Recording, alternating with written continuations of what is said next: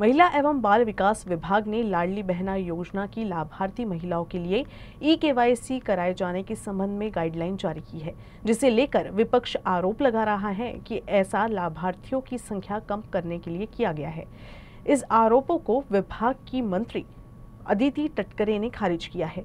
उनके मुताबिक ई-केवाईसी हो जाने के बाद लाभ की रकम जमा होने संबंधी शिकायतें खत्म हो जाएगी और हर महीने नियमित तौर पर लाभ की रकम ट्रांसफर हो सकेगी। ई-केवाईसी साधारणपणे महा-डीबीटी पोर्टलवर ज्या काही स्कीम्स राबवल्या जातात त्या सगळ्यांना ई-केवाईसी ही प्रक्रिया फॉलो केली जात असते। साधारणपणे 91 अशा योजना आहेत ज्याच्यामध्ये ई-केवाईसी हे त्या ठिकाणी रूटीन ही प्रोसिजर आहे आणि तीच लाडकी बहीणमध्ये पण आहे।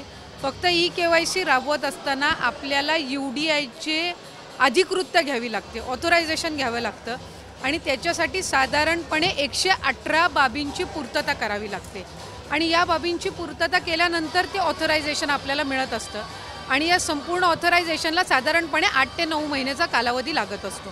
त्याच्यामुळे आम्ही ऑथरायझेशन मिळण्यासाठीची प्रक्रिया ही 8-9 महिन्यांपासून सुरू केली आणि ती मिळाल्यानंतर आम्ही ई-केवाईसीची प्रक्रिया ही सुरू केलेली आहे।